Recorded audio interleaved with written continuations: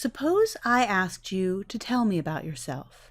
You could probably tell me a lot of things about yourself. Your likes and dislikes, what you're good at, your traits and characteristics, your feelings. But the question is, how did you learn these things about yourself? That is, how do we come to know ourselves? As we explore this question, we're going to get some help from Andy. So, Andy, tell me about yourself. Andy says, I'm helpful, I'm good at playing guitar, and I'm best friends with Pat. These are all aspects or components of Andy's self-concept. That is, his beliefs and ideas about himself. We all have a self-concept. The question is, how did we develop this self-concept? That is, where did this knowledge come from?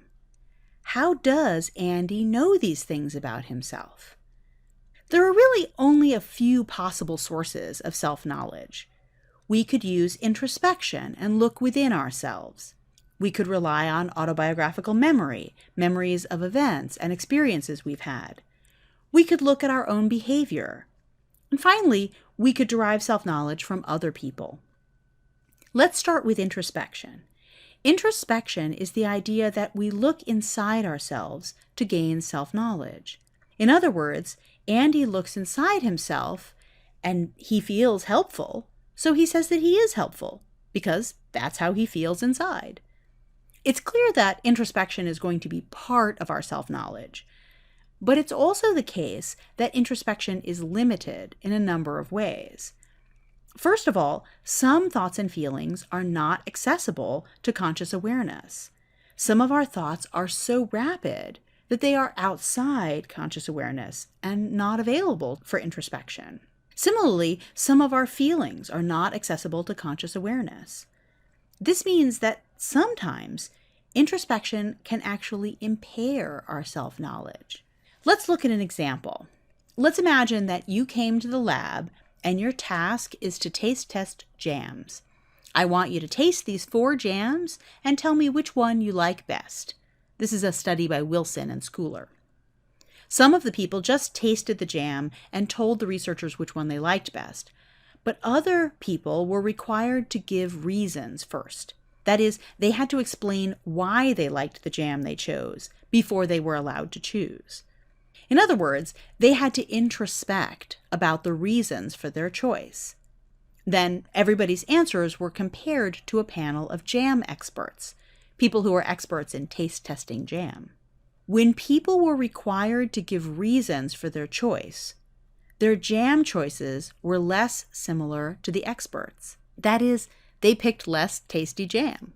That seems to indicate that introspection might actually have made them less aware of their own preferences. That in some way, introspection actually led them away from the jam that they really liked best. In a study by Johansson, your task is to come to the lab and choose which picture you like best. Of these 2 photos, which do you like best? Then the researchers show you the photo again and say, okay, tell me, why did you pick this one? But there's a trick.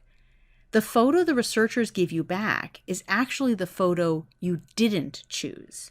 So you are being asked to give reasons for why you chose a photo you didn't actually choose. First of all, it's worth noting that no one noticed that the photo was not the one they chose. Second, people did give reasons. Oh, I chose this one because I like blondes. But in fact, the photo they had chosen was brunette. These reasons couldn't be authentic. People must have been confabulating their reasons because they're being asked to justify a choice they didn't in fact make. Again, this supports the idea that introspection is sometimes inaccurate. Sometimes introspection might actually be an illusion. We may believe that introspection is giving us accurate self-knowledge, but it might actually just be a story that we're telling ourselves. When asked why he picked this particular jam, Andy says, I've tasted these jams and I like this one best because it's the sweetest one. But in fact, Andy doesn't like sweet jam. He likes thick jam. Introspection has led him to a false understanding of his real preferences. That is, Andy knows which jam he likes, but he doesn't know why he likes it. When you force him to give a reason for his preference, he just makes one up. But he's making up a false reason, and that can lead him away from his real preferences. He goes out looking for sweet jams instead of the thick jams he actually likes better. So our introspection may not always be accurate. It may also sometimes be biased. Our introspection might be slanted so that we can develop a more positive sense of self. In individualistic Western countries, for example, people are often subject to the better than average effect. That is, if you ask them, they'll say, "I'm better than average at this skill. My future is brighter than the average person's." You know this can't be true. It cannot be that everybody is better than average. Somebody has to be average. Somebody has to be below average. That's the whole definition of average. But this is part of a larger pattern of what we call self-serving cognitions. We often have beliefs that make us feel better about ourselves, but may actually be biased and distorted. We're also not always especially good at predicting our feelings, what we call affective forecasting. This is when you are asked to predict how you will feel in the future. Often, we see what we call impact bias. That is, these predictions are not always accurate. So let's ask Andy, how will you feel if you get that promotion you've been looking for? Andy says, "When I get my promotion, I will feel very happy for months." That is, he's predicting a very strong emotional response that will last for a long time. Then we come back and ask him after he gets the promotion, "Well, how happy are you? And how long did that last?" And it turns out that he was somewhat happy, but not very happy. And he was only happier for a few weeks, not for months.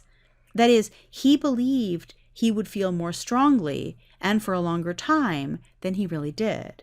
This is what we call impact bias. This seems a bit strange. Shouldn't you be the best expert on your own feelings? Why do we sometimes get it wrong? We are subject to impact bias for two reasons. One is that when we're thinking about these future events, we're not always thinking about the other things that will be happening. So Andy is thinking about his promotion, which he believes will make him very happy, but he's not thinking about the fact that he might get a flat tire or have a fight with a friend. That is, the promotion is not the only thing happening in his life. The second reason is that people are not aware of how robust our emotional regulation systems are.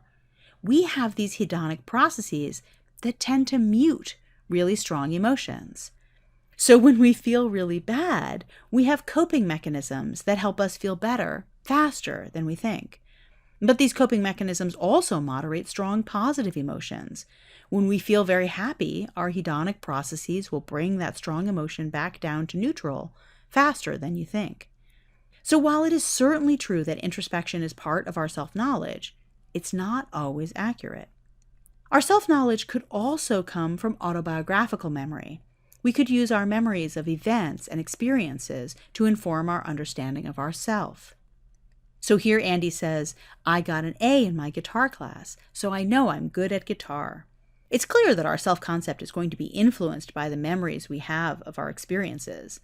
These autobiographical memories are really a core part of our self-concept. But again, these memories may sometimes be limited. First of all, we don't remember everything. We tend to remember more recent events, more than events in the distant past, for example. We also tend to remember formative events. So if you ask older adults, they have a lot of memories of adolescence and young adulthood because those were really formative experiences. We have more memories of transitional firsts as well, so that first day of high school is likely to be more memorable than the sixth day. In other words, our memories are partial. We don't necessarily include all of our memories. Our memories may also be biased. At times, we may tend to remember something in a way that makes us look better. In a study by Barrick and colleagues, college students were asked to remember their high school grades. Now, most people remembered pretty accurately what their high school grades were. But, of course, people made some mistakes. Our memories are not perfect. What was interesting was that when they made a mistake about a grade, they typically inflated the grade. That is, they tended to remember getting a better grade than what they actually got. And this was particularly true when they had gotten a low grade. That is, they tended to remember things in such a way that made them feel better about themselves, that led to a more positive sense of self-concept. We may also choose and interpret memories to be consistent with our self-concept. So, for example, if you consider yourself artistic and creative, you may have a lot of vivid memories of childhood art projects and spending a lot of time drawing. Another person might have done those same things, art projects and drawing, but may not have such compelling memories of those activities because they don't consider themselves artistic and creative. So let's go back and look at Andy's memory here. He says, I got an A in my guitar class, so I know I'm good at guitar. But when we check his transcript, you know what? He got a C in that class. In this case, Andy had an inflated or biased memory to make himself feel better and also to fit his self-concept. He thinks of himself as someone who is good at guitar, so it would make sense for him to get a high grade in that class. In other words, our memories are going to be part of our self-concept, but they may not always be complete or accurate. We could also develop self-knowledge through examining our own behavior. In self-perception theory, Daryl Bem argued that we come to know ourselves by looking at our own behavior. So here Andy says, I spend a lot of time with Pat. We must be best friends. In other words, Bem argued that we can look at our own behavior to infer our internal states, just as Andy does here. I must be good friends with Pat because we spend so much time together. This may seem like a strange theory. After all, why would you need to look at your own behavior to know how you feel? Shouldn't you just be able to introspect about your feelings? But it turns out there is actually quite a bit of evidence that our behavior influences how we feel. Our behavior can influence our emotions. So, for example, if you put on the facial expression of an emotion, that actually can affect how you feel. This is called the facial feedback hypothesis. Here, Andy says, smiling makes me feel happy. That is, modeling the facial expression of an emotion can intensify or even stimulate an emotional feeling. There are two possible explanations for this effect. One explanation is that this operates through self-perception theory. That is, people use their facial expression to infer their feelings. Oh, I must be happy because I'm smiling. Alternatively, it may be that there is some kind of direct biological effect. That is, certain facial expressions may change something like blood flow in a way that feeds back into your emotional process in a direct way. But it's not just facial expressions. Posture influences how we feel as well. In a study by Stepper and Strack, for example, participants sat at a table to write. Sometimes the table was a little bit too low, so people had to slump over. And sometimes the table was very high, so they had to sit quite upright. After they finished the writing task, they were asked, "How proud do you feel?" It turned out that when people had to sit very upright, they felt more pride. That is, their posture influenced how they felt. This is consistent with another study by Carney and colleagues, which found that taking body postures that are associated with dominance or power poses, made people feel more powerful and confident. This is part of a larger field that's called embodied cognition, that studies how our body may actually influence how we feel and think. And that idea is consistent with self-perception theory. Our behavior can also influence our motivation. So here Andy says, I like playing guitar. Now I'm also being paid for playing guitar. In other words, Andy has both intrinsic motivation, that is, he likes playing guitar for its own sake, but he's also getting an external reward, that is, he's getting paid, which is an extrinsic motivator. His behavior is overjustified, that is, it has two possible motivations. He has both intrinsic motivation and extrinsic motivation. As a result, he may experience the overjustification effect. When someone has both intrinsic motivation and an extrinsic motivator, that can reduce intrinsic motivation. As you can see, Andy says, I guess I'm doing it for the money. I don't like playing guitar so much. the presence of an extrinsic motivator can reduce intrinsic motivation in some cases. In a classic study by Lepper and colleagues, preschool children were given the opportunity to play with felt-tip pens. And all the kids liked playing with the pens. That is, they had intrinsic motivation to play with the pens. One group of the children just played with the pens, and they were not given any kind of reward. Another group of children were told, if you play with these pens, you will get a reward. That is, they were offered an extrinsic motivator. The third group of kids were given a surprise, unexpected reward. That is, they weren't told about the reward in advance. So all the kids played with the pens. Then the researchers came back a week later, and they just left the pens in the classroom. The question is, how long do the kids play with the pens now that there is no reward? It turns out that the kids who got a reward, the group who were told that if they played with the pens, they would get a reward the first time they played with the pens, were less likely to play with the pens spontaneously when there is no reward. It seems like the kids became confused about their motivation.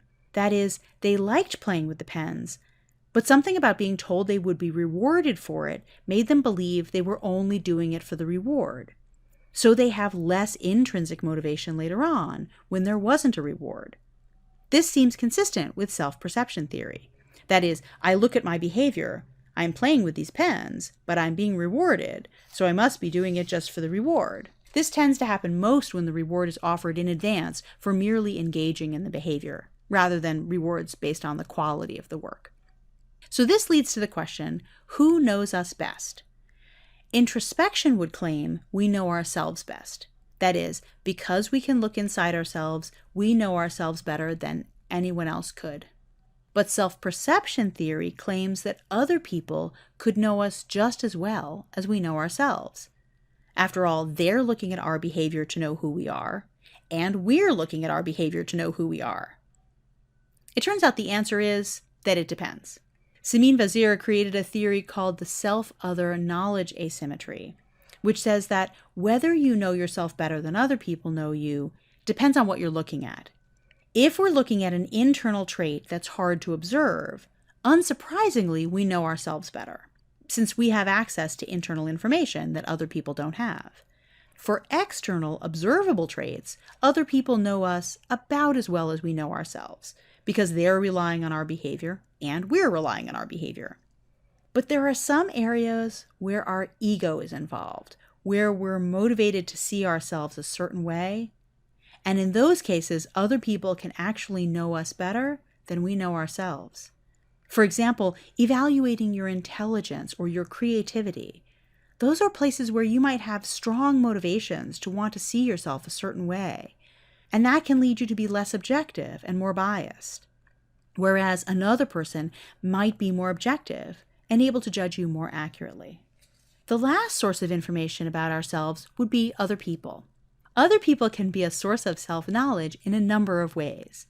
We can look at how they view us, we can compare ourselves with other people, and we can use their responses to situations to inform our own feelings. So here Andy and Pat are hanging out together, and Pat says, "You are so helpful, Andy." Maybe she says this a lot. So Andy says to himself, well, if Pat thinks I'm helpful, I guess I am helpful. That is, we may incorporate what other people think of us into our own self-concept. This is something that was explored very early by sociologists Charles Horton Cooley, who theorized that our self is not so much individual as it is social. He called this the looking glass self. The looking glass self refers to the fact that we are influenced by how other people see us. The nature of that influence may vary. We might absorb their view of who we are, or we might strive to prove them wrong.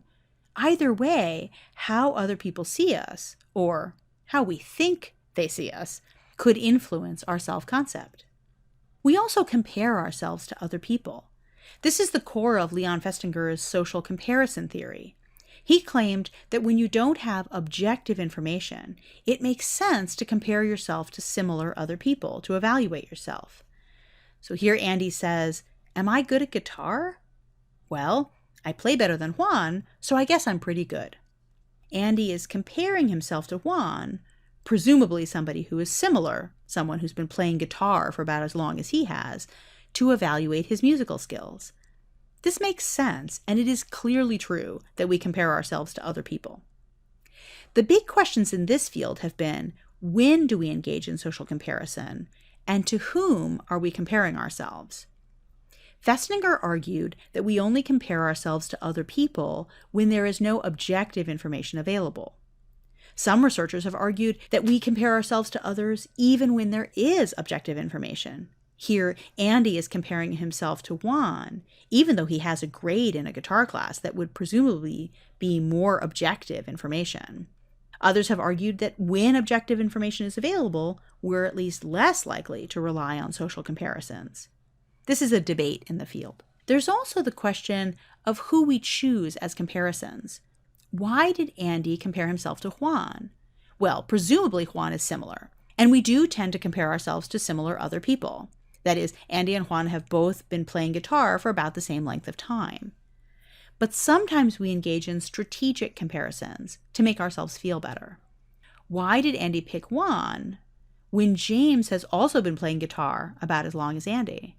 Well, maybe Juan isn't a very good guitar player, and James is a really good guitar player. So if Andy compares himself to James, he wouldn't feel like he's a very good guitar player. But if he compares himself to Juan, what we call a downward social comparison, he's going to feel that his skills are better. So in situations where our self-esteem is threatened, or when we're feeling uncertain of ourselves, we might make a strategic downward social comparison to make ourselves feel better, to have a stronger sense of self-esteem. Finally, other people's responses can inform our interpretation of our own feelings. This is according to the two-factor theory of emotion, or the Schachter-Singer theory of emotion. So here Andy says, how do I feel? Well, the other people here look happy, so I must be feeling happy. In other words, he knows he is feeling some emotion, but he's not really sure what the emotion is, so he uses other people's responses to gauge his own feelings. This may seem like a strange idea, because we should know how we're feeling. But other people's responses and social cues may well inform our feelings at times. You can see this if you ever look at a very small child, like a toddler who has just fallen down. The toddler will often look around at others to see, how should I respond to falling down? If everyone around looks fearful, then the child may cry and feel afraid or sad. But if everyone looks very calm and unafraid, that child may not cry. The reactions of others may well guide our emotions at times. So in general, when we look at all of this research, we see that the self really is social. It is true that the self is also individual and internal, but it is informed by social context and it's influenced by other people, so the self is truly social. Our self-knowledge comes from multiple sources, not just introspection, but also our memories, our own behavior, and other people. And our self-knowledge is not always accurate. It can be accurate, but it can also be partial or biased. Finally, it's important to recognize that our self-concept is something that we are constructing to fit our psychological needs. That is to say, it's not something that we're just handed. We're building our self-concept. We're regulating and maintaining our self-concept to fit our needs, such as the need for a positive sense of self. Now that we've explored some of the research on self-knowledge, I'm going to leave you with that second question, which is, how accurate is our self-knowledge? That is, how well do you really know yourself? Thanks for watching.